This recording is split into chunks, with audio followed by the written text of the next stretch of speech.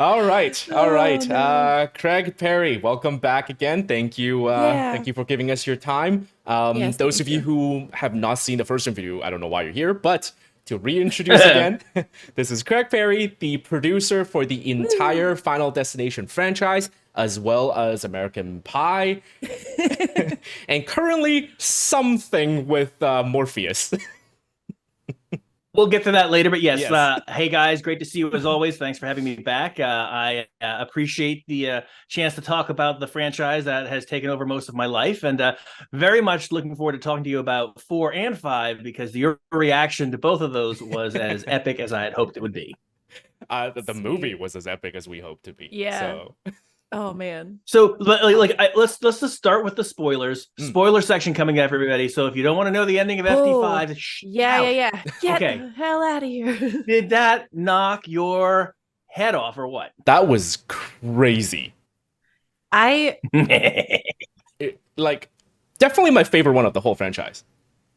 yeah, that was really awesome. I love that they tied into the first one. It's just Hmm. so cool. It's that's yeah, that Yeah, every death was unique. Um, yep. it, I don't know. It felt. I think I said this in the video, but it definitely felt like a passion project, just like the first one. It had that same feeling to it. Well, we realized that by dint of the success of FD4, Mm. we just had a chance to make another one, which was more of a call to redemption Hmm. more than anything else, right? So there was a definite mindset going into it to how can we elevate this as much as possible Hmm. within the context of schedule, time, and money, and the general conceit, but make it feel more palpably like the movie we had hoped to make with 4, and Hmm. we Yeah, were yeah. all linking arms to make with FD5. Um, and it had a lot to do with just elevating, I think, the game with the actors, with all the production values. We really pushed hard to bring them to the level that we wanted to say that this movie was a return to form. Hmm. But I think what's interesting is everyone sort of talks about the ending. That was originally the ending on 3. They were No all way. going to Oh, be on that subway. That's how Oh, we were going to do it. So on the subway, interesting. we see the sheriff, we see AJ Cook, and they overhear them say what they say. And they're like, oh, wait a second. Oh, my God. And then it unfolds. And all the actors were game, but we couldn't work it out because of scheduling. We couldn't get them all back. So we Ah, just tabled it. We just tabled it as a concept, which oddly enough happens a lot in these movies yeah, where because of schedule and money, like the bit with 5 with the bus falling over and going down, right. that was originally written as a tag for FD4 actually, because we had a bunch of different tags for that movie that we were trying to figure out how we could afford to do, and that was one of them. So things show up, things don't show up, they kind of morph as the forensic. It's like you have a big warehouse with a shelf full of death and you go, Mhm. oh, A shelf full of death. not that one, Okay. Uh, so we were very lucky that it kind of fit well with Mm. that ending for FD5. And originally, we never went inside the plane because we couldn't really Mm. afford it. So all along the process of shooting, we tried to scrape and save as much money as possible because that original plane for FD5 that we built, that was a huge, like 100-seat section of plane on a big Hmm. gimbal. We had about 20 seats. And when we went to the reverse, we just took the side off one side of the set piece and put it to the other side to shoot all the reverses this way. Amazing. And it wasn't on like a big metal gimbal. It was on a big balloon, like a big inflatable with Okay. guys like with sticks making it move Whoa. because there just wasn't things available. It But looked you marry really that good, with like, so. yeah, I mean, I would also argue that advances in visual effects Mm. from the first one Yes. to this one really helped. And our director, Steve Quayle, having worked with Jim Cameron in both visual effects and directed Second Unit on Titanic, really understood how to apply visual Yeah. effects and how to utilize the best of what they can demonstrate. So the sequence expanded and got a little bit bigger, a lot bigger. But it was totally worth it because that ending, when I loved being in theaters that opening weekend. Kind of you go around and see and just hearing that sort of moment of what, a gasp, and then laughter and the oh shits that echoed throughout the Right. band. Much like you Amazing. guys Yeah. did. Yeah, and like for us, Uh, it's only a few months since the first one, but for the audience in theater, it would have been what, like a decade almost? Yeah, that's bonkers. And the fact that they It can is a decade. connect it like right there and then and go, wait a minute, that's the first movie. Well, yes, it's one of the reasons why we were again in the position to make a fifth movie, because there was that sort of, that's the one thing about franchises is every time you release one, great, you started a franchise. The second one makes people go back and watch the first one, and that iterative process keeps going. So when we released the fourth one, they had like a 4-pack of DVDs that came out that you could watch, and they would bundle them as a package together. So you kind of, if you liked any of them, you would go back and watch the original. So it kind of entered the sort of consciousness of the public as something, particularly with a plane. That's such a ubiquitous thing that it was a very well received plane crash. It kind of hit the top 5 of plane crashes that were ever sort of done. It's been outstripped now with technology, but back then, it was pretty at the vanguard of what the technology would allow. So yeah. Oh, yeah. So good. So you mentioned the fifth one, you know, was it like a surprise that you guys got to make this one? Because the fourth one sounded like it was supposed to be the final one, with the title being. Well, that's a great question. That's a great question. The fourth one was extremely challenging to make. It was a strike script, much like the situation we're in now. It was a script that was handed in at like 11:59, right before the strike started. The writer hit send, and that's what we got. Oh, wow. So we were stuck with that. Secondly, it was the only one we didn't shoot in Vancouver. We were in New Orleans right after Katrina, about 9 months after Katrina. And it was a lot of tax incentives, so economically it made sense. But the city was still struggling to get back on their feet, honestly. Right. And it was really challenging logistically to do the things that we needed to do, because they were still reacting to the worst natural disaster at that point ever in the United States. And it just was there were just a lot of unique challenges for that movie. Some of them were political, some of them were personal, a lot of them were financial. This was really hard to there was a lot of work to do. Like for that road, the race car sequence, when you're shooting this way at the kids in the stands, that's in New Orleans. And that's the largest freestanding set ever built in that state up to that point. 18 shipping containers, like 1, 2, 3, 1, 2, and 1.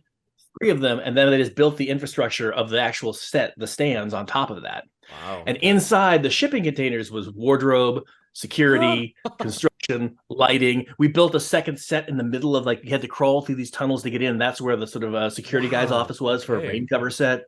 We totally capitalized on it. So when you're shooting in that direction with all the crowds and cars are whizzing by, that's cool. Every shot in that direction took place 6 weeks later in Mobile, Alabama. Because that was where we could get access to an actual racetrack. So we could shoot. So you had to storyboard the entire sequence down to the sort of frame, because you're going and shooting the coverage in different states. Hey. 3, 2, 1, go!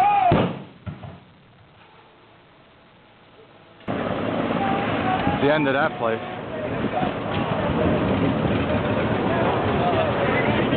Plus the visual effects, because sometimes when you're shooting in this direction, you have to put a green screen up because you're going to kill people. But then that has to match with the actual set later on. So it was logistically staggeringly challenging to pull all of the elements of that sequence together. So it was a really hard movie, but it was a huge success, and mostly because we were riding 3D. I mean, that angry donkey came out of the Grand Canyon and said, "Hey, cinema goers, you want 3D? I'll give you 3D." And we got on Honda, started bucking us down this canyon.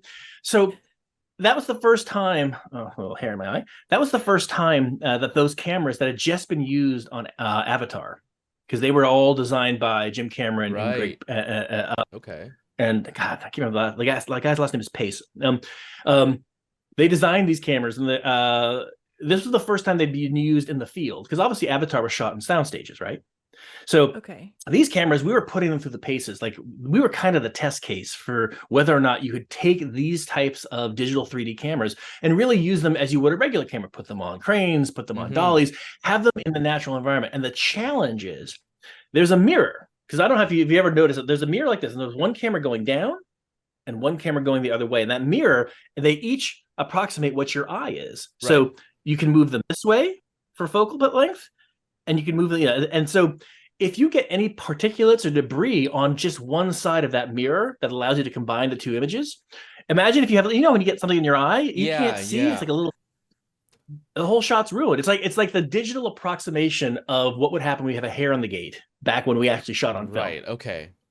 So by having these very delicate and quite brand new cameras out in the world, taking a beating, well, we didn't know what was going to work. So every day, our poor DP had to go and watch everything just to make sure it was even happening. And God bless him, just the technology and the math behind making sure that the 3D was going to actually be captured in a way that would work was an enormous challenge. And it slowed stuff down.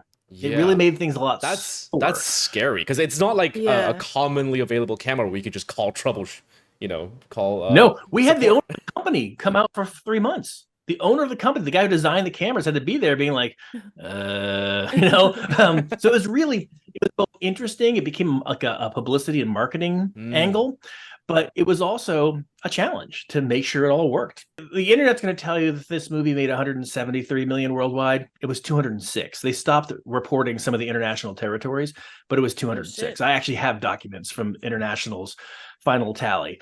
Do you know what I think it's called CinemaCon now, but Show West used to be where all the theater owners would go to Vegas and all the studios would show them all their trailers and say, "We can't wait to support your theaters. We love you." And they trot the stars out. Okay. Well, we didn't have anything for Alan Horn, who at that point was the head of Warner Brothers. He went to CinemaCon, and as he was making his pronouncements about all the upcoming movies, he mentioned Final Destination 5, and he mentioned a release date. Now, we didn't even have a treatment point. We had a release date now with an idea, half of a treatment, because the writer was still working on it. And I happened to be in Paris at the time. The wife was studying over there, and I was over visiting. And I got a call from a bunch of my friends who were reporters, and they were at CinemaCon, "Hey, congratulations on FD5. I'm like, hey, what the fuck are you talking about? I had no idea." So I called our executive at the New Line. I said, "Dude, apparently Alan Horn just announced we have a release date for FD5. He's like, beat. I'll call you back." Click. And it was, and we immediately called the writer and said, "Stop writing your treatment. Start writing the draft." And to his credit, we had a draft in 3 weeks. We were 2 years out from the release of FD4 to the anticipated release of FD5. Normally, these movies have 36 weeks of post. They have a 60-day shooting schedule, 14 weeks of prep. We didn't have time for any of that. So Eric Heiser just churned out the draft super fast because we had to start the process immediately. Because once you announce your release date, and the last movie was a success, no one's going to hop on that date. So you kind of have that weekend, or you hope you have that weekend pretty clear. And suddenly we're backtracking into that date. You're going to make our way there. Things were still wet when we got on set in terms of paint. Like as soon as the actors are there waiting to rehearse and all art direction and like props and everything, they're all like making sure, okay, everyone clear out. We got to shoot.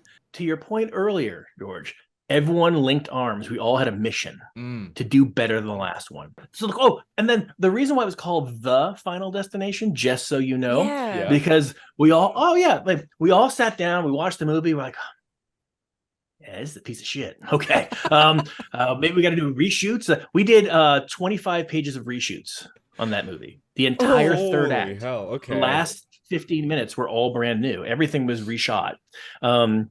And every sequence had some element of it reshot. It was really an astonishing amount of work. In fact, the executive at New Line went in to show The Final Destination where it was to Alan Horn, but he didn't include the last 20 minutes because it was so bad. They just put it right to video. Like, we'd be just done. They'd shut the whole thing down and write it off.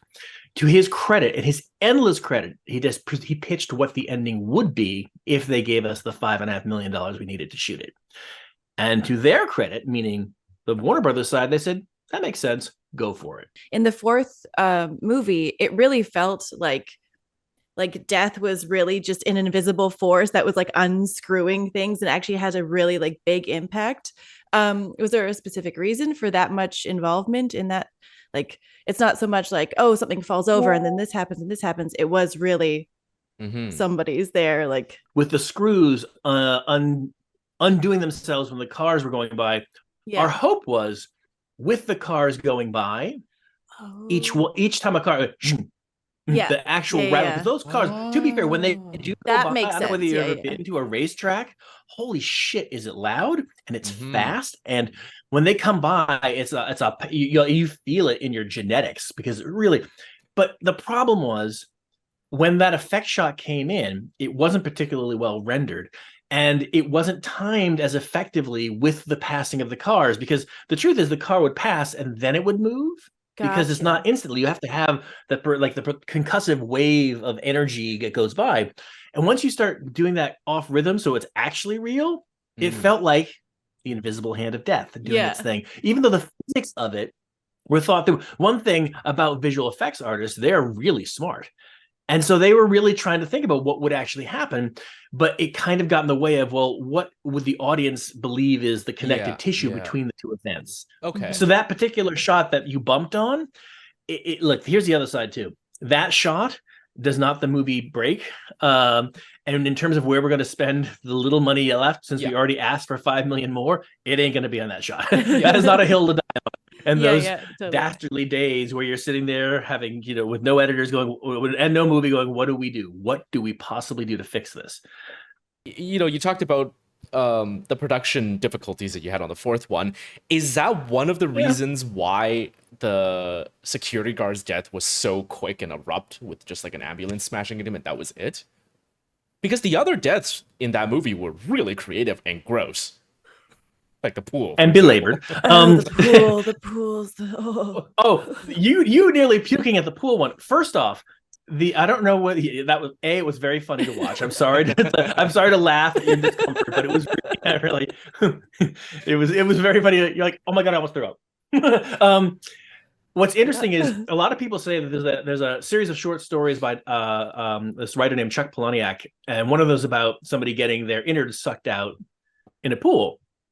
And they thought that we actually ripped that off, which is actually not true. We were inspired by the law case that former presidential candidate John Edwards had tried, and one of his biggest victories, which made him a lot of money, was an 11-year-old girl was completely disemboweled in the bottom of a drain for a hot tub, and she lived.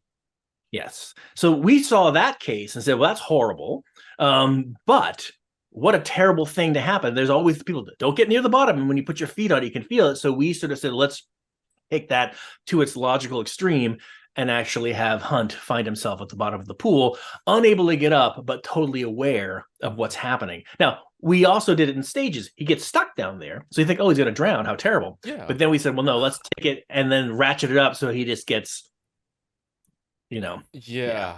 So I can't believe that's a real thing. That's insane. It happens more often That's than you think. horrific. Well, if you notice at pools now, the pool covers are now convex. They actually bubble up, so there's a little roundedness, so you could never actually create a seal at the bottom. They've changed the design completely because there were too many incidents like that. Oh, okay. God. Well, by the way, same thing with the escalator death. That was inspired by an 8-year-old girl got ground up in India going down the thing. And I've seen ones from China. There's a lot of unfortunately, seen those, the ubiquity of video cameras in the world today has allowed us to see an awful lot of terrible things. So we would get inspired by actual events and then realize, oh, we're not really we're not really helping the world's cause by turning it into entertainment. But okay, there we go. Okay, guys, stand by. Here we go. Background. Escalator.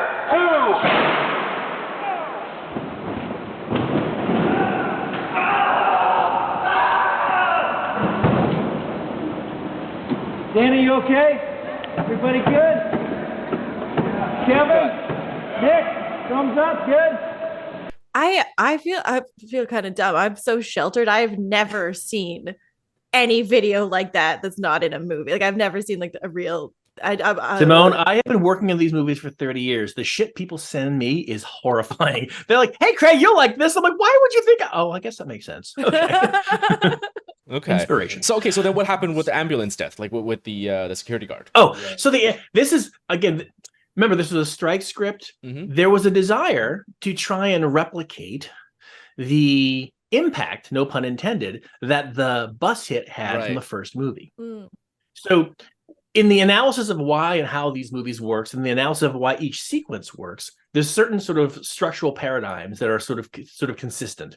There's three, and I'm not going to go into grand detail because it's a bit sort of higher math bullshit. But at the end of the day, we look at each sequence and say, okay, knowing that there's three basic paradigms that have been proven to work over the franchise, where does this sequence fit? How do we make sure that this is going to be the best version? Because we've tried others by virtue of all the reshoots that I mentioned that don't work. So in the effort to actually deliver something, what we wound up doing is making it a pale comparison to the original. That bus hit didn't work for a multitude of reasons. I don't think the effects were particularly good. The comp wasn't great. Like, there's a lot of factors. I think intellectually, I understand what it could be, because you want to sort of lull the audience. You've just had this sort of the fall. You want to lull the audience in the sense of like, okay, they're on the mission, then wham, it gets taken out. I just feel like that version of that kind of kill became pandering at that moment, if that makes sense. Yeah. And that's one of the reasons why I think FD4 feels like a Xerox of a Final Destination movie. I see what you mean. Yeah, it's not quite the same movie. It's a little blurry around the edges, and the paper slipped coming out, so there's a little bit of smear. So it's kind of an FD movie, but not really. So yeah.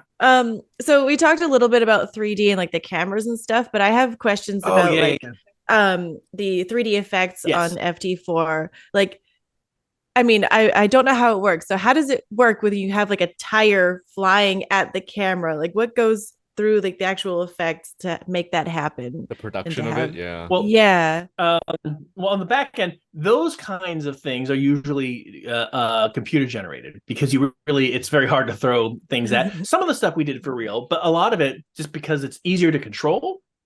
Things truly coming at you like that, we wound up doing digitally. Because if you look at the movies from the 70s and 80s that had like their red and blue glasses, they had like ping pong balls, the balls doing that, but they never got to camera. What we were trying to have, it gets so close that it comes almost like right at you, and then you cut away, and you have that visceral human reaction of, I want to avoid getting hit. But if you think about it, each camera is approximating your eye. So you imagine the camera is you. So where those cameras move and shift allows the thing to come into focus. So when it comes closer to you, the cameras are actually moving to focus towards the object, because they're approximating what your eyes do when things move in the parallax. So that's why there's two cameras for contemporary 3D, because they are literally capturing two separate image streams. Now, if you have a situation where they don't align, well, that's like getting hit in the head. You get completely blurry. It doesn't quite work, which is why you have two different mechanical systems that have to be in perfect alignment, even when they're moving in concert, or you will not be able to use the images. You won't be able to have them line up post. So that's why it's such a hard thing to capture, because there's just a lot of moving, no pun intended, a lot of moving parts. And if one thing goes awry, it's useless. You can't. We did a lot of actually reshooting of stuff all along the Watchtower for FD4. When things didn't quite work, we had to shoot them again, because the technology was really, I won't say new, because Cameron had been developing it for years, but it was new in that environment, and how we were using it was new. And I think that, look, sometimes we were a little bit cheesy with our 3D effects. And I think we learned our lesson for FD5, where we focused less on things coming at you. There were a couple of moments, like when the mast goes through Candace in the opening sequence when she falls from the bridge. But most of those goose me moments, we wanted to play more with depth. And we took advantage of Lionsgate Bridge, because when you're on the bridge, you get that sense of vertigo looking down. It's not something coming at you. So we wanted to have all of the stuff. If the audience is here, we wanted the screen to feel like it went out 400 feet that way. So it's like a hole they would fall into. That's how we wanted to use 3D to our advantage with that set piece and in that movie. And I think that a lot of the sets were designed to have that sense of scope. Even the long walk down the hallway in the spa with the acupuncture, we designed the hallway to be long for that reason. Well, there's two reasons. One, we wanted to have that 3D, that sense that you're in a space. And two, we wanted to establish that she was positioned about 2 rooms away from him, so when he starts screaming, she wouldn't hear him. So the 3D is really it's very that's how the 3D is generally worked. How it's applied can be, you season the taste, but those are two different ways to apply it. I just feel like the 3D in FD4 doesn't always work. It doesn't feel very rich. I don't think it's lit particularly well to capture 3D, and I don't blame Glenn. I think that we were, again, trying to figure out how to make this thing work. I need to know, why wasn't Tony Todd in FD4? A lot of it comes down to scheduling. I mean, this is the one thing that people just don't realize, that when a movie is going, if someone's not available, because look, we can make a movie without Tony Todd. The movies can exist without him. Mhm. It's not that we don't want him in it, but once they said, yes, go make this movie, we got to go make the movie. Right. And we are not necessarily at the whims of what his schedule, because he's a very busy guy, can dictate. So this was just a circumstance where we just literally, given what we had to shoot, given what his obligations were, there was no place to put him. Now, I would argue that in hindsight, it's a blessing, because then he doesn't exist in any of the bad movies, just the good ones. Fair enough. So I'm very happy. Yeah. Mhm. I'll take that as a plus. So yeah, that's 9/10 of it. It's just, it's very hard. It's very hard. I'm trying to remember particular FD.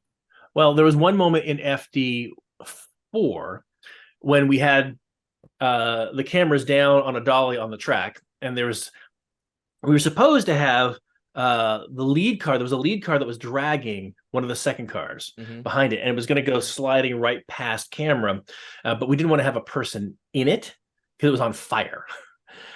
Well, as it was sliding, the release cable was too late, and it didn't start its slide to go past camera.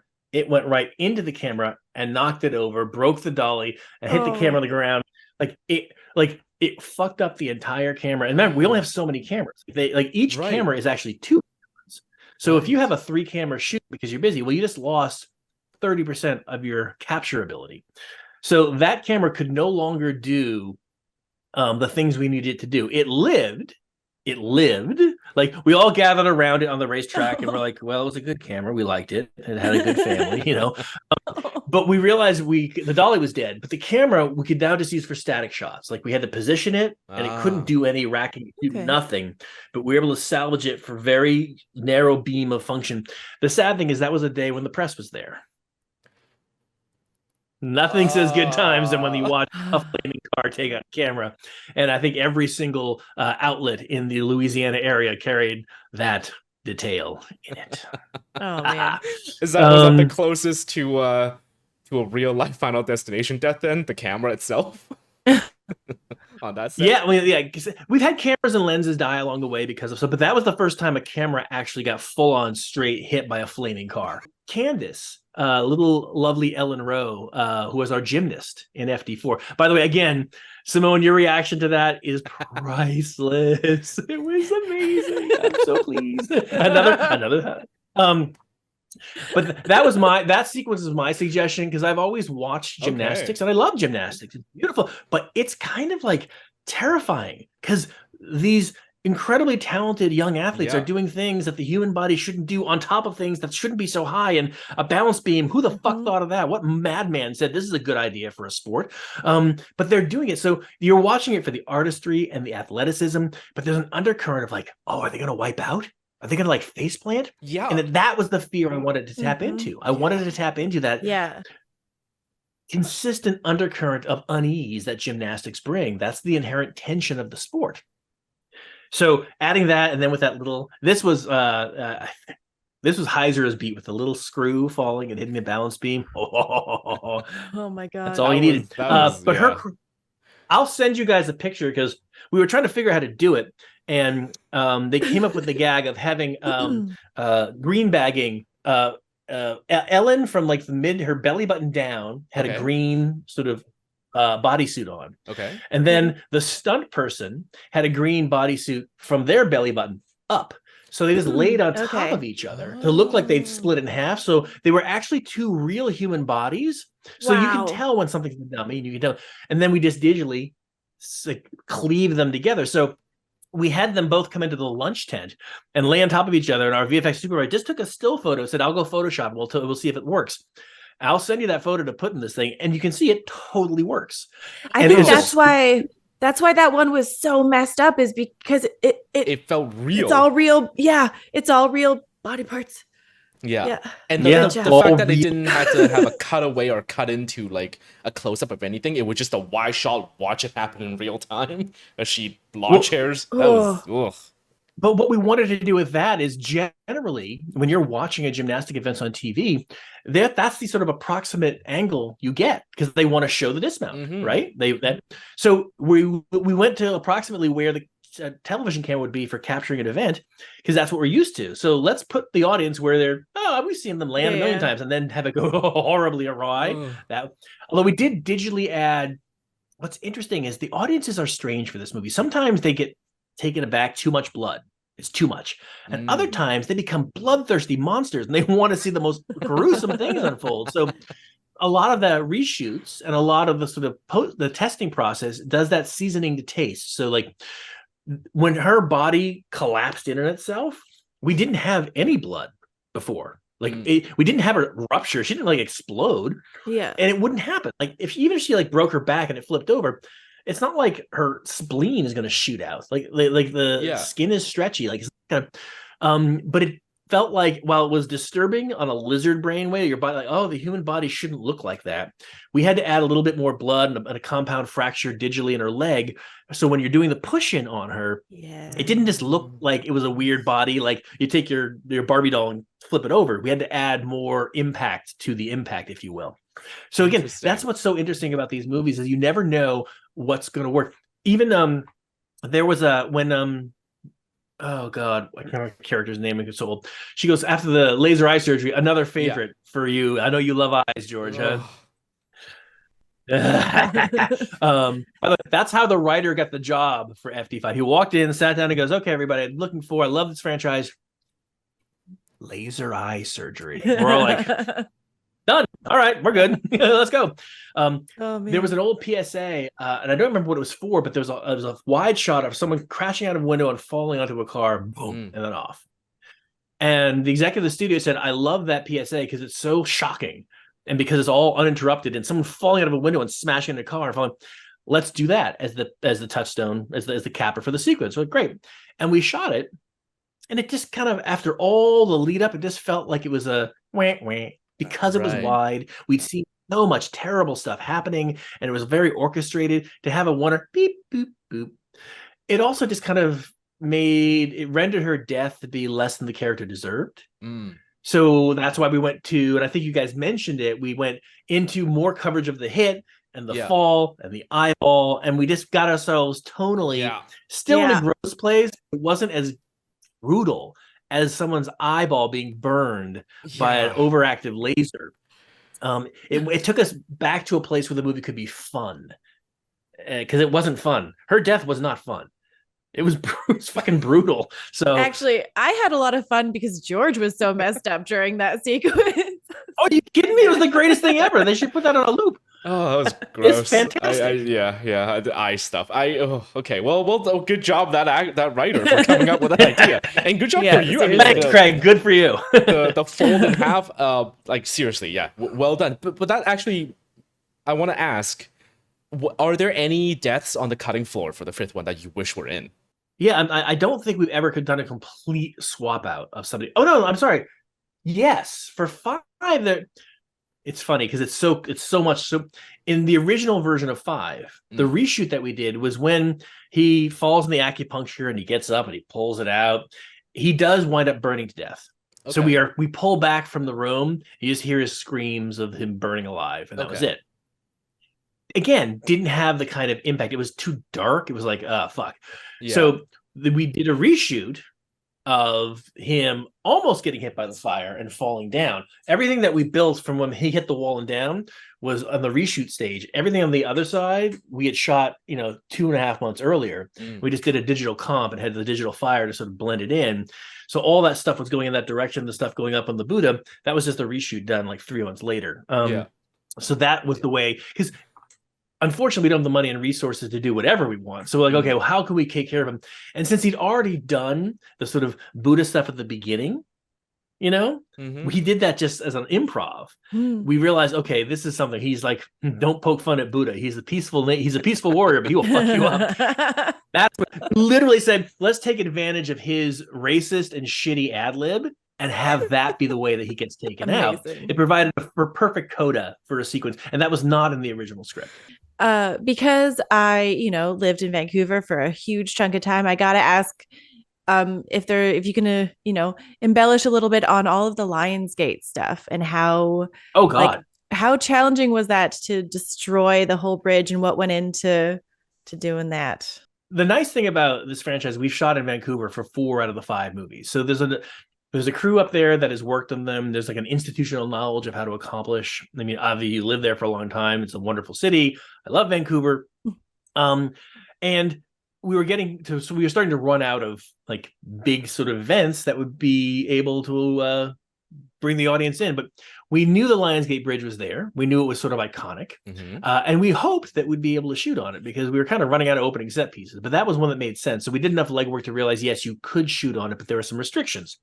So I'll turn the question back. So we had a 62-day shooting schedule for that. The bridge sequence in and of itself, from the moment they actually drive onto the bridge to the moment they're like staring at the side and watching it collapse, and it's about 7.5 minutes all in, of which, how long do you think it took to shoot that? Oh my God. Like a quarter of the production time? Oh, not more? bad. 19 days, almost a 19 third days. of the production Holy time for 7.5 minutes of film. Now, we were only on the actual Lionsgate Bridge for 3 hours. Everything else we built or was digital or was shot. 3 hours on the bridge itself. 3 hours on the bridge with our cameras and our crew to shoot them going across the bridge in the bus. The camera crew, the visual effects crew stayed behind, but they didn't go onto the main bridge. They just get the LiDAR scan of the bridge. They had some copters. They like to just and during the same day with the bridge with the bus going on, we had our helicopter shot where we kind of go up. We had about a morning window to do everything that we wanted practically on the bridge itself. Everything else had to be done elsewhere. Was that just like the city law doesn't allow any more than that, or? Well, I mean, it's a main artery into the city from North Van. I mean, there's no way you can sort of like take over that bridge because you're inconveniencing tens of thousands. I was going to make the joke. Go ahead. If you guys were only on there for 3 hours, why did it take me so long to get across the North Van that day? Exactly. It took you 4 hours to get across with nobody there. There you go. Seriously, it's so bad. There was a section out in I think it was Brunswick. There was outside the highway that went on the coast, up the hill a little bit. There was a little depot where they would put construction vehicles if they were doing work on the road because they couldn't have them because the road's not really wide enough. Well, we were able to requisition that, and we flattened it, graded it, and built a 200-foot section of the bridge on that overlooking the bay. So when we shot in that direction, overlooking the water, we didn't have to do any visual effects, because you're already looking out over the bay and over the water. So I can't believe that it's not the bridge. It's crazy. It looks so amazing. So all of that was built, and I'll send you some pictures behind the scenes, so it'll be fun to intersperse. But so all of that is really cool to see because we designed it so there's only about 9 shots going toward the mountainside of it, which of course was a fucking mountain right there. Yeah. So we did the sort of French reverse, where we took people's hair and put it on the other side, but we made the wardrobe reverse the label so that we could shoot in the other direction. It would still in the same directionally. Okay, and then you just flip the film and everything is in the right order in terms of their look. But you haven't had to shoot. You're shooting against the mountain. There's I think 9 shots where that was the case. So. And then gunning down the actual build, this is the bridge. There was a 100 by 200 foot retractable green screen, so that when you're going down the arc of the bridge, you could digitally extend it, and that went up and down depending upon need and taste. And we had I can't remember how many picture cars, but it could actually support cars, so cars could drive on it. This was all built. Wow. We built this.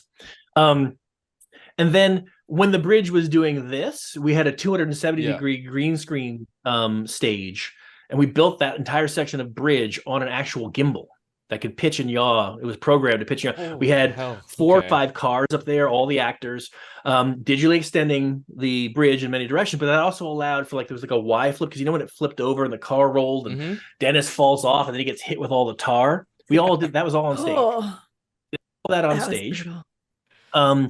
So again, I'll send you some behind the scenes footage. It's really interesting to see how you had to, and this goes to, I think, A, the quality of the crews up there, and B, it demonstrates the sheer amount of logistics that have to go into capturing one of these opening sequences. I mean, it's unbelievable how many decisions have to be made. And you wind up, because we don't have endless money, it's just, okay, well, how do we pull this off? And you just have to think of absolutely every possible eventuality. And then when they're dangling off of the railing, we took a bunch of crates, shipping crates, and built it up. We shot in a parking lot. Because all of that was going up, or we had some green screen, and they have things called fly swatters. I don't know whether you heard of. You have like a 10 by 10 green screen, and it's on this little trolley, and it can wheel in and go, and you put it behind it.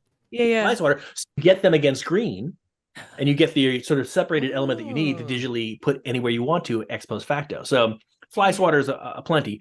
So the actors those are all the real actors suspended. They're all rigged in up there, so we could shoot up, and then you're shooting up into a sky. And you're shooting up into things that are real. And one of the things that we try to do is how many times can we do it practically, not just because it's better, because you just feel it's real, but also it's expensive to do a comp. It's not cheap. It's like $2,000. Every shot's like $2,000 to put a background in on a green screen.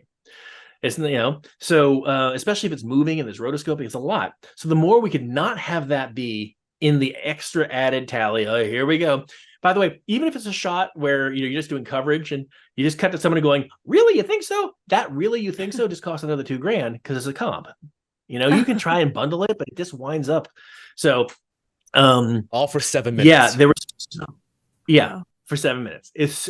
And with them going across, and because there's two sections of these, because remember we had the ground section here, and then the section that was sort of swinging out here, all on green screen down, elevated up so the actors could fall off. We could push a car off of it because they took all the cars, removed the engines, took everything out of them that might add extra weight, and just sort of put them up there. And so we could have them there without damaging anything. Oh, this is crazy. So here we are looking for a gimbal that could support a huge section of the Lionsgate Bridge that we would build. It's plywood and shit, but you know what I mean? And they're not easy to come by. We couldn't manufacture one.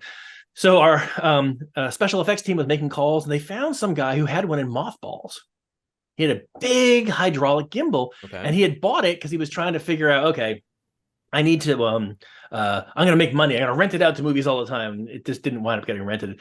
So he was going to toss it, but then he said, well, you guys can have it. So we bought the thing, and we're there, and the guys, and suddenly someone says, wait a second, look at this. And on this thing was some signatures. It turns out that was the original gimbal built for Final Destination 1 that we'd lost track of. We'd sold it off for scrap. That guy had bought it, and they'd spent 10 years sitting around, shifting around. Then it was in mothballs, and then it wound up randomly showing up back on our set, having been retrofitted from a hydraulic system to a computer-driven system, and it was the original Final Destination gimbal from the first one was now used. Wow. Okay, that is so cool because of like already the connection between 1 and 5, and then you also have like that's so weird. That's like that's some. I can't tell you I didn't have a moment like, great, time to go home because this is fucked. We're all gonna die. I had a moment, but no, I saw it as a positive thing. I saw it as a positive. I think that's pretty cool. I think it feels like it's that those two movies were meant to be like bookends. Yeah, exactly. Yeah. There's that's really cool. Or the loop, closing the loop. Yeah.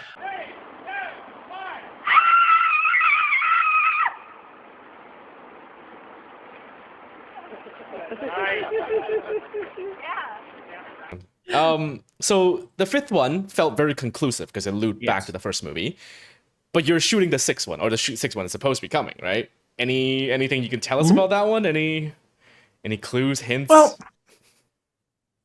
the fifth one did not do as well domestically as the fourth one. Now, I think you could contribute that to, I think, 3D fatigue at that point. There had been a lot of movies that had come out. Right. I think that we sort of burned our audience with FD4. Like it just didn't. So there was a hesitation, which I totally understand. But I think everybody who has seen FD5 is like, okay, this may be the best one in the franchise. And it found its audience after the fact. And it played well worldwide. It still made 172 million worldwide. So it was fine. But because it didn't do as well domestically, and the splits that the studio has with the international distributors is different than the domestic, it just wasn't, it was profitable. It just wasn't as profitable. Okay. So there was a hesitation. And they were like, you know what? Especially FD5, as you had mentioned, it has a nice loop. Like if we never made another one, you kind of feel satisfied. It's like, you know, it's like a good Big Mac. But there's an appetite for this franchise. I mean, the memes that get churned out every day in relation to Final Destination, it's still part of the popular lexicon. So a few years back, they said, you know what, it's time. And with IP being king, here we go. We had an original pitch that came in. We opened up the field to have writers come and pitch takes for what it could be. And there was a writing team who had done a lot of the Saw movies, lovely guys, good writers, and understand franchises. And their pitch was to set it in the world of emergency first responders, the people who deal with death on the front lines every day, firemen, paramedics, policemen, and every decision they make has consequences of whether people live or die. So the responsibility that comes with that and the choice that you make with, if you're like dealing with a hardcore like rapist and murderer who's been injured, like do you slow down a little bit so that fucker takes the exit, or do you do what you do and just make sure that they're alive? And what if you made decisions 6 months ago, a year ago, about whether or not someone lived, and you had a moment's pause because of some moral compass inside of you or not? And suddenly you've set in motion the chain of events that leads to that opening sequence that we were going to have. And that's part of the mystery cover. And what was good about that is it's sort of like Scorsese's Bringing Out the Dead meets Final Destination. So it was really heavy and interesting. But because policemen, firefighters, and emergency medical responders can be called to any circumstance, we could come up with any set piece we wanted to. Because there's always a reason for somebody to go to an interesting set piece. They didn't have to be so specific to that character needing to get their eyes done. It gave us a little bit of latitude for the set pieces. But we couldn't figure out the third act. We had the twist in the end, but we couldn't figure out what the set piece was that really felt like it wasn't just a plug on. So the draft was like a solid B, maybe on a hot day a B+, but it wasn't good enough given the politics at the studio to sort of get it over the hump. So it kind of like lay dormant. And then John Watts, who is the director of the last 3 Spider-Man movies, he's a huge fan of the franchise, and he called us and says, I got a great idea for Final Destination. And I was like, whatever it is, I'm going to love it, because it's going to help revitalize and sort of put attention back on the franchise in a way that's going to make it politically viable. And it was a good idea too. Now, it's very different from the previous 5 movies in how it unfolds. It still capitalizes on the premise, but I can't go too deep into it because it is a very unique way to approach it. So what John contributed was terrific, and we came up with a draft that we're happy with. We could be happier, but there was a certain writer's strike that managed to happen right when we started prepping. So we've been doing our best to try and figure out how to square peg and round hole the amount of money that we have versus the ambitions that the script has, and trying to figure out how that works. That coupled with just the casting alone, we were fully cast. We were already building the sets. And if it had not been for the actor strike, we'd be shooting for another 8 weeks. We have 8 more. We have 7 more weeks of shooting as of now.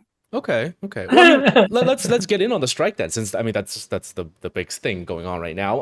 Like what are your personal thoughts on it? Like, and as well as for some of our viewers who might not know the details of it, if you can give us a bit more information on the whole situation. Well, okay. The Writers Guild of America is going on strike. It went on strike May 1st. And they were striking. It's really mostly because of television. Television, and I'm sure all of us who consume television, our habits have changed dramatically in the last 6 years. So usually a writer would go get staffed on a TV show, and they'd be in the writer's room, and they were guaranteed 22 episodes. They were going to be in there for that run of that show, and it's 9 months, 10 months out of the year. They're going to get paid. And then they have some time off, and usually people go write their own pilot to see if they can get their own show set up, or they write a couple of scripts to see if they can get on a better or bigger show for later. They go through that cycle, and it allowed for a reasonably decent middle-class existence as a writer. a writer for television shows. Now, you could ultimately become a showrunner. That's a hard job to get because it's very left brain and right brain. You have to manage 200 people. You have to be prepping shows, cutting shows, and shooting shows, all while you're writing them at the same time and keeping all of that in your head. So there are very few people who can do that job. It's a very specific job. So that's why most of the constituency of writers are just workaday guys who come up with jokes or gags or dramatic sort of beats, and they just write for television. But that went away when the 22 episode season went away on network. It's not really there anymore. Yeah, you have some shows, but what they've done is they've taken the guarantee of having a staff of people writing. They now do what they do. They have a writer's room that they put together with like 6 people, and they break the show, meaning they figure out all the sort of twists and turns of the plots, how the season arcs out. Usually it's only 8 to 10 episodes. It's a shorter run because they're on streaming. They pay these people for their time in the room, which is only about 6 or 7 weeks, and then they get rid of all of them. And then the person who has the big deal at the streamer comes and writes all the episodes that were broken by the room. However, until they air, those writers contractually can't go out and find other work. They're still tied to that show. So now you've paid them less, and kept them away from your shows. So what people went from earning, like for some people, like, you made $140,000. Why the fuck are we listening to you whine and complain? Well, then you go do it. I don't see you writing TV shows. But secondly, that's all they're going to make for the whole year generally. But now they're only making $20,000 because they're in this very finite area.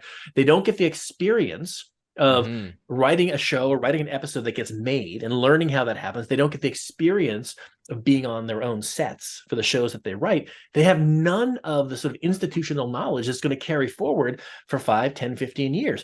All that's getting erased for economics. They don't need to, and they're paying so much money for these Shonda Rhimes and these huge showrunners who, by the way, no discredit to them, they have earned it. You don't have 10 or 12 hit series without being like a supernatural power, and one of those very few people who can take the mantle of showrunner and really earn it. So that plus residuals. Now, most of that's one side of it. That's just the staffing side of it. So that what used to be a literal middle class job where you work for 10 months is now down to 6 weeks, and you can't, and that's it. Yeah. So now let's talk about residuals. Now, the last time there was a strike in 1960, when Ronald Reagan was running the Screen Actors Guild, both the Writers Guild and SAG struck because of this thing called television. Because all those movies that had been making up to that point were now being aired on TV, and the actors weren't getting paid for it. Actors weren't getting paid. So they came up with the residual structure where every time something airs, and they can keep track of that metric because they want to, because they've licensed their shows and they want to see what's doing well, the actors and the directors get a little piece of it, a little something, a little green envelope that comes every quarter with a check for what you made. Now, that was a constant revenue stream because, as I'm sure you guys know, it's feast or famine in this business. You can do really well for one quarter and not work for 2 other quarters. And there's nothing you can do about that because it's so weirdly selective and almost capricious and arbitrary, which is why you have to have a real intestinal fortitude to try, because the level of no and fuck no and hell no and I hate you is a daily occurrence, but you still have to believe in yourself and stand back up and go back again and run at the windmill. Well, because streaming has taken all those shows and is no longer licensing them or sending them out to other places for money. It's all within the silo of that streamer. So they're not generating income outside of whatever the subscription fees are, which the studios are not allowing anybody to participate in, and they're not allowing you to see the metrics for how many people are watching your shows, which would be a very easy way to calculate the value of your participation. So there's no transparency, and they're not allowed to tap into the subscriber fees. So then the money, that whole revenue stream to keep people afloat in the fallow times, has dried up completely. People who wrote hit shows make $2,000 a year, maybe $3,000 a year. And they used to be making $70,000, $80,000 a year from their participation in those shows because they've siloed their availability. They put them behind the wall. So then there's a million other different things. There's sometimes they would force writers who were not partners to write an episode together, so they would only have to pay for one episode fee as opposed to 2 separate fees. Like, there's all kinds of tricks they would do that would force the writers. And when you're young, you want to get like a credit, but you just got half. You just got half, as opposed to and with somebody you don't even write with. They're not really your partner. They're just someone who sits next to you at lunch, but you now have to be their writing partner because they don't want to pay for 2 separate indistinct episodes. So there's like, those are the broadest strokes. Now, then there's the AI component. Now, I'm not necessarily too much, because fiddle around with ChatGPT, and for screenplays, it's kind of dog shit. And they know that they might sort of put in all the cliches and say, write me a script that's like this, this, this, this, and this. And they'll get a script. It's not going to be good, but it'll hit the beats in order. You're still going to have to pay somebody to come and actually turn it into a human, human export, something that reflects actual human thought and endeavor. The problem is that marginalizes all the people who are up and coming, all the people who would write that bad first draft and then maybe get a chance to like revise that draft as per notes from the studio and the director and understand how the machine works, to learn how the sausage gets made. That's also another example of the institutional knowledge of the process being lost in the effectively cutting out that middle tier of writers. You get the newbies who'll do anything for nothing. And then you're going to pay the $1 million a week guys to come in and sprinkle their fairy dust, which they've earned. They know how to do it. But what happens when those guys retire? There's nobody left. Right. There's nobody left who knows what to do. So I think this is a function of the studios being arms of larger corporate entities who are ruled by the quarterly expectations of New York and Wall Street. So they're not thinking about the long-term health of the business. They're thinking about their long-term health of the stock options and the stock price as it is quarter by quarter. And with that quarterly short-sightedness, you're not thinking about the bigger picture. And I feel bad for half of the executives because usually they're on a 2+1. You're 2 guaranteed years, and then you have an optional third year. So they're not even thinking that long ahead. Like I actually had one studio executive I had to come. He goes, "Hey, this sounds great. Sure, give away all the back end because by the time this movie gets made, I'm not even going to be in this business anymore." So like they're making deals that have nothing to do with what the actual pragmatic reality should be, but just what can I do? Now there are politics. We have to go in the Monday morning meeting and say that you did X, Y, and Z. So you can't like be completely cavalier, but there's a mindset of short-sightedness that is now inculcated into the decision process, which is very frustrating. And look, I love movies. You love movies. But we're creating an environment where movies themselves are valueless, not just in terms of the audience who are used to seeing things on Netflix and after 5 minutes turning it off because it didn't, quote, grab them. Well, give it time. When we went and when you were kids and you went into the video store, you made a conscious decision. You spent 20 minutes going up and down that aisle and you made a choice. And God damn it, if that movie didn't work for 10 minutes, you're going to give it 30 minutes more because you paid for it. At home, I got to drive back to return it. I'm going to watch this goddamn thing. And that sometimes the movie takes its time. You get to know those characters. When that actual catalyzing event happens, it's so much more potent because you've had moments of experience with these characters. Netflix has a mandate that if something doesn't happen in the first 2 minutes, then they're not going to acquire or buy your material. You have to give them something big to grab them. Now, look, I'm all for having something that happens intriguing, but they mean it has to be. Their engagement metrics are so specific.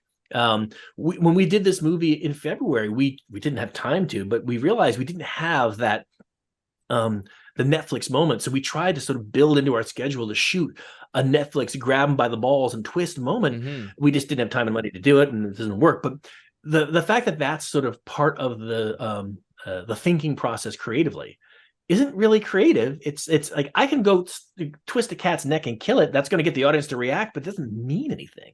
Right. It's just a cattle prod. So I sound like the old guy wearing dark socks on his porch yelling at the kids to get off his lawn, but it's less about that and more about we all love movies and we all want movies to do the things that, for example, as we talked about, Good Will Hunting doesn't start off with a bang. It starts off with a welcome to the world that we're in. Here are the characters in this world. Here's the situation they find themselves in, and here's who they are in relation to that situation and what they want. I'm rooting for all of them by minute 20. I feel like I'm a part of the world. You don't get that anymore. It's that superficial dangling of the narrative carrot that kind of is eliminating that that sense of belonging to the movie you're watching. Yeah. So that's what we're trying to sort of, I think they're all trying to figure out. And I think, so that's why the writer, that goes to the AI thing where I'm less worried about the writers because I still think there's nothing that's going to replace human, because human beings are complicated. They do stupid things all the time. So if you have a computer doing what it thinks human beings do, an actual human would probably do the opposite because that's just what humans do. They're fueled by so many more factors than just what makes sense. It's what makes sense for that person. And that's what real writers bring to the table. On the actor side, though, I 100% agree with everything that they're whining about. They hadn't gotten a pay increase since 1999. Think of how much inflation has gone up since 1999. Yeah. There's been no increase in Schedule F, which is the bottom tier of what actors should get paid, in 30 years. That's insane. And That's madness. Yeah. So to argue and have people point out this guy made $10 million. Do you realize out of the $160,000 actors Yeah. who are in the guild, that's 0.001% of them who actually have got the brass ring. The rest of them are just working actors.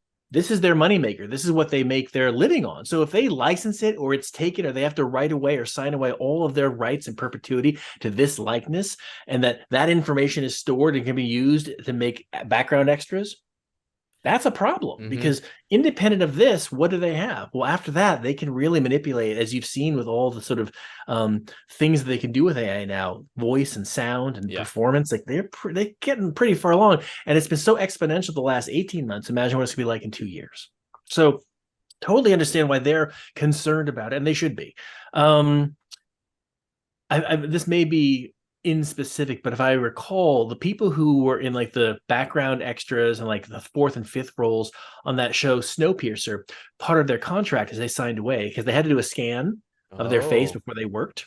And the fine print is that the people on the company that makes Snowpiercer owns that image in perpetuity. And they didn't realize they signed it because they were excited to be working, but now they don't own their own likeness. It's legally someone else's. That's so now, look, gross. we've been doing digidoubles for years. You know, when you go to see the army of orcs, that's like maybe four people. They just digitally duplicate that. And that is one thing. The background extra crowd scene business is limiting. It's become much more limited of late because of tiling and digidoubling the extra count, because it's expensive, because you don't just have to have them, you have to house them, you have to hire extra PAs to manage them, you have to feed them, you have to make sure they go potty, all the stuff. So if you can just hit a button and they're all there, I get it. In fact, I have a friend of mine who is making a big movie with 2 Academy Award winning stars. Okay. And the writer's strike came along. The actor's strike came along, and oh no, I don't have my actors available to do the ADR, the additional dialogue recording for the movie. So when I go to show it to the studio in the preview, it'll actually have everything there. So he's having AI he had an AI duplicate of their voices do all the ADR. Now, It's not perfect, but it sounds enough like them that he can go show the studio the preview with all the ADR he would need without having them come in. And I said to him, you do realize this is exactly why they're striking. He said, yeah, but you understand, these guys, if you could give them approvals and pay them half of what they would get paid to not come in and do the ADR, they would do that every day. Which I get. I don't know whether you guys have ever done sort of ADR. It's really hard. Anyway, so these are all the things that the actors are wrestling with in terms of artificial intelligence, which I think are totally credible, very legitimate. And similarly for the actors, the issue of residuals. They're not getting any of the residuals they used to get. They could be on a hit show and never see a penny from it.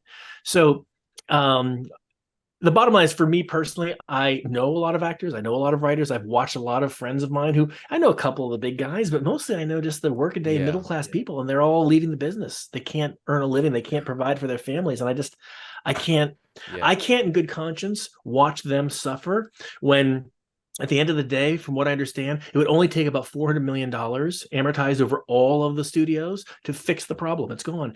And when Apple alone makes $97 billion in profit a year, like, come on, guys. Like, that's not even a rounding error. You probably lost that money. Coming out of the kitchen, it's gone. Yeah. So just figure it out.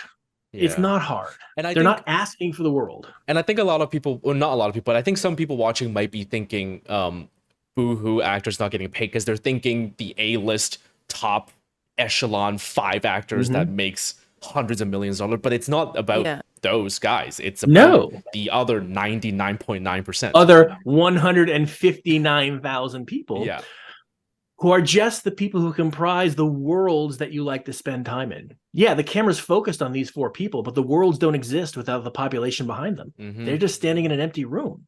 So and there are so many TV actors that you recognize their faces. They kind of show up all the time, particularly in Canada, because there's a smaller population. Like, you have like your certain people, like, I know that guy. That guy can't work. He can't he can't support his family. She can't support her family. There's no consistency behind the lifestyle.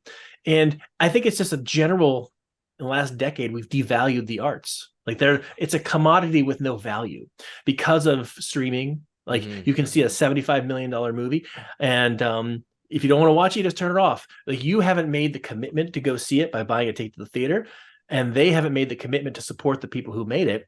And look at all the TV shows that are disappearing because of the tax write-offs they can do. People who they've shot entire episodes. Entire seasons of shows, and then they realize, oh, if we write off this $200 million, okay, that's good for our taxes. Guess what? Those people worked 2 years, 3 years to do that work and put all their heart and soul into it, and they have nothing to show for it because legally they can't even show it. That's the Batgirl movie. Just goes away forever. Our VFX supervisor worked on that. He's like, we were about maybe a month away from like finishing up the sound mix in that movie. Like they were at the directors were at the director was at his wedding in Morocco when he heard that his movie was being like put on the shelf and the negative burned and no one ever saw it. They had one screening at Warner Brothers for people just to say that they were trying to do the right thing, but legally they cannot, because as soon as they show it to anybody, the viability of it as a tax write-off becomes it doesn't become viable, it becomes liable. It's no longer a tax write-off. So we've changed our relationship with media. Simone, you look like you stepped on a mouse and you're angry. Tell me more about what you're feeling. I'm sad, Craig. Very sad. Yeah. But what I do say to students when I teach, I say, in my day, we had, 5 studios and 3 networks. Basically, and maybe a couple of outliers, we had 10 people that I could take material to. 10, that's it. You have 600 channels. Now, they may be smaller demographically and more niche, but there's still an option for you to have an idea and put it on that shelf. You have so many more places to take your creative ideas. You have many more options to get it right. You're actually better situated than I ever was to get something made and set up because you just have so many more things that you can do. If you're interested in golf, you can go to the Golf Channel and have 1,000 different shows. But that's okay. It's smaller. You may not make a fortune, but there's an opportunity there. So don't look at it as, my God, the whole system's dying. It's just changing. Yeah. It's just changing. And by being at the vanguard of that change, you can both influence the change and capitalize on the opportunity that comes from it. So don't be sad, little camper. It's going to be okay. This is already exceeding the 2007 strike by over a month at this point. Like 30 days over. Yeah. It was just over 100 days last time. And do you know why they went for the 100 days? Why? Because in boilerplate contracts, there's a force majeure clause, which is standard. And after 100 days of the strike, that is legally considered force majeure. So all the overhead deals with the writers and all the pending deals, they can kill and not have to pay. Wow. So they purposely waited that long so they could wipe the slate clean of all the deals that were not necessarily maybe as productive as they'd hoped, or to go to the people who had the deals and renegotiate and say, well, if you want to keep your deal, you're going to have to take half. Jesus. Look, it's just business. I get it. And everybody knew it was coming. Like this is not a surprise, particularly since they've done it in the past. So how do you think this current one is going to play out? Like, do you foresee ending soon? The current thinking, and by the way, I'm going to look at my crystal ball of USC coffee. Okay, let's see, what does it say? It says that if we don't get resolution in October, it's going to go to January, February. Because think of it. December is usually a write-off anyway. If they can't get it done, they can't salvage anything of the fall season. And getting everything up and running, like to actually go make anything so that you could start in January, you'd have to get it like locked out in October because it takes time to prep and get things working so you can get back to shooting. So I don't think most people I know, outside of those who are like Pollyannish and have flowers in their hair, they're not thinking we're going back to work till January, February. Wow. Okay. Yeah. Now, on the bright side, a friend of mine sent me a 30-hour tutorial on DaVinci. I'm going to teach myself how to make my own ripomatics. I'm going to do that. So I guess I have that. There you go. Okay. So and also I was very grateful once they kicked me out of Canada, and boy did they kick me out of Canada. Okay, what happened? No, it wasn't legal. It was because my apartment was not prorated. It was on a week. So come that Saturday at midnight, I turned into a pumpkin. So I had to make sure I came back because can't spend money on anybody. We rolled right into post-production with the final color and sound mix on the movie that the last time I spoke with you, which was in February, we hadn't even started shooting it. I don't think we were just about to start shooting. So as people have gone to film school, so 15 days, 771 setups in 15 days. Yeah. Jeez. The first shot got off 11 minutes after call on the first day. Normally it takes like 45 minutes. People no. Director, line producer, DP, and first AD were just on it. And what's interesting is like crews like to be busy. They're not just there to work, but if you put them to the test, like it's like when you have thoroughbred racing dogs, all they want to do is run. And we said, look, run, chase this rabbit. And they went for it. So we only had in aggregate about, I think, 2 hours of overtime amortized over the 3 weeks, which is amazing for how tight the production was. We had 9 different locations in the last week. So we had a bunch of company moves for big whole things. The fact that we pulled it off, nobody thought we could. And we were like, look, we pulled it off. And then we're like, oh, crap. Now we've provided an object lesson. People can think we're going to pull this off every week. It nearly killed everybody. We all nearly died. The movie works. Worse than it had any right to be. This has got Scott Speedman, Jordana Brewster, and Lawrence Fishburne are the 3 main leads in the movie. Okay. And we brought the whole thing in for $3.6 million.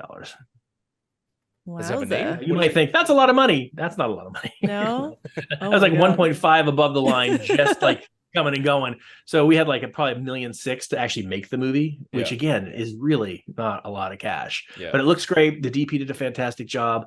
So that's we've gone through different titles, but we wound up winding up back at Cellar Door. So what's it like working with Lawrence Fishburne? He's from lovely. The movies. He's a cool dude. He's a very cool dude, a consummate pro. Like that's the great thing about it is, he's just so relaxed in his professionalism. Like there's no effort there. It's effortless. And he makes adjustments, but he comes in so prepared. It was just kind of fun to watch somebody who just knows the score. He knows where to hit. He knows where the camera is. He knows where he looks best. He knows how to hit his mark. So the direction of him is more about clarity of information than it is about performance. So like, make sure you hit this because this is a sort of mystery thriller. So there needs to be stuff that you hang a little lantern on. Yeah. Once you explain to him the validity or importance of certain things, like, got it. Next take, you're done. So amazing. And he's just lovely. And it's so interesting how the best actors know what wardrobe works on them too. And he's been doing it so long. He's been doing it since he was 13 years old. Like, like he came in to the production offices, which was our production office. This was such a low budget, low rent movie. We were behind a strip club / taco bar. I shit you not. In Portland. Ooh. Randiest place of all. So he comes in, he's like, the fuck is this? I'm like, no, we just don't have a lot of money. But just to see him work with the wardrobe people and just look at himself, look at the things, and he just knew exactly what just fit with him. And it was just nice to see that confidence that comes from experience. So, and his voice is so great. What's so funny, it's so basso profundo and deep that when we're doing the mix, there's some point where he's reading a letter. I'm like, we got to take that down because it's literally like the voice of God coming in here. We have to like, let the music work with it a little bit. We have to sort of have things blend in. So yeah, he was lovely, and everybody else looked really punched above their weight for a movie that had no reason for them to deliver. It could have just been a smash and grab in terms of money because we had to pay them a shit ton.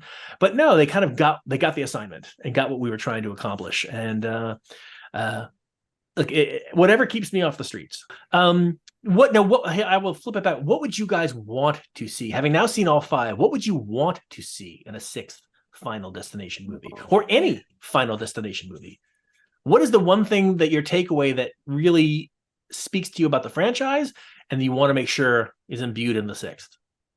I mean, the looping, like the connecting of the 2 different movies, like 1 and 5, like having that connection in there, really, it felt so delicious. And if there's any way to like tie stuff in and make it like this whole, even just a reference, this whole world, that would be so much fun. Yeah, it's like that. I think people have told us before when we started doing Tarantino movies that like the red apple cigarettes or whatever, right?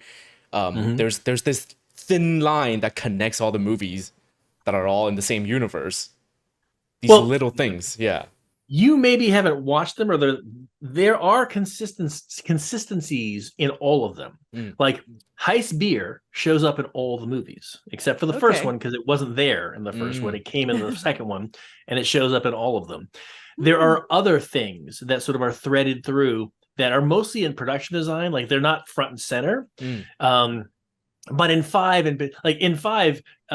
when the picture drops and you realize it's a picture of the girl who's about to get her eye done and it went through her eye, but you've noticed it's one of those photos that you get at the end of the roller coaster, and that's the roller coaster from FD3. That picture is of her at that roller coaster. And when he's at the bar before the nose gear falls through, the picture of the guy, he's sitting next to a racing car. That's one of the racing cars from SD4. Wow. Okay. Oh, man. Okay. Yeah. See, we gotta go see those again. Yeah. There are a lot. Like, we watch them. We gotta watch them again and again. Yeah, there's a lot of that all the way through. Now, what's funny is I like to put them as many as possible, because for the audience who doesn't know, who cares? It looks like set design. But for those who are in the know, it's that delicious feeling of like, oh, they've thought about this. Like something really is fueling the decisions here. So we do our best to do that. Sometimes the studio is a little afraid that it's a bit too inside baseball. But I would argue that if you don't know its value, it just washes over you. But if you do know its value, it elevates the experience. So we're doing our best to do the same now with a lot of the sort of decisions about wardrobe and color choice and different brands that appear throughout. You'll notice the number 180 shows up through all the movies. I did notice that. Definitely. Yeah. The other thing. Sorry, go ahead. No, I was on drugs. Go ahead. Oh, okay. I was going to say, the only other thing that I can think of that I really, really love every time any one of the movies did that is the slow build-up, where you're not sure what the dentist scene or the screw for the gymnast. I love that. Like, is it going to be this or is it going to be that? The play-along factor. Exactly. The foreplay. Yeah. Well, that's one of those paradigms that I mentioned before that we've sort of determined to exist. And we try and if you do that with everyone, it gets repetitive. So we are trying to identify those sequences that are best suited to support that paradigm. Some of them, you just want to have a one-off twist. Some of them you want to come out of nowhere. Yeah. So it's just about looking at the placement of the set pieces and the ebb and flow of the energy of the movie itself. Yeah. It's hard to do on page a little bit, but it's also about like, where do you set them? Like, where's the location? One of the challenges that we're running into now is after 5 movies, a very common accessible location, we're running out of them. You know what I mean? Like, we don't have them as much.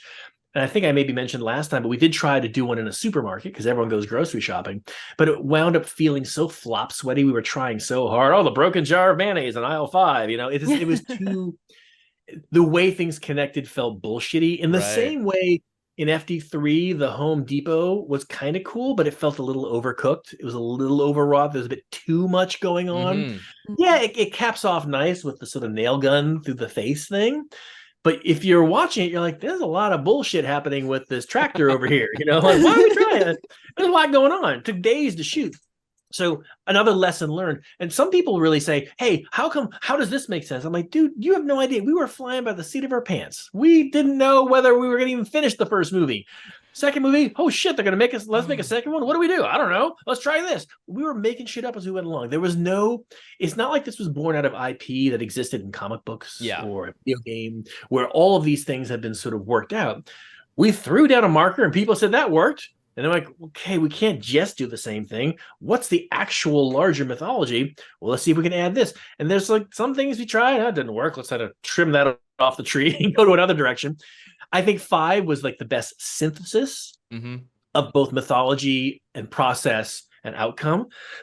And we're trying to sort of maintain that consistency in 6, as well as tone. But like, there are narrative outliers in the first 3 that make not one whit of sense when you contrast them with each other, because we're just experimenting to see what's going to fall. Like at the beginning, when you have this like death shadow in the background, we got rid of that for the rest of the movie. We have the wind because we like the idea of like there's a natural force at work, but we can overdo that very easily too, and suddenly it's a movie about farts. So like we just don't want to do that either. So, yeah. That's okay. I wish that I could answer those questions with the conviction of like a pastor, but I can't. Now we were making it up. So sorry. I know you've invested all of your time and meaning into that thing, but we just pulled it out of our ass the day before and we just shot it. I'm glad it had meaning for you. Oh man. Okay. Yeah.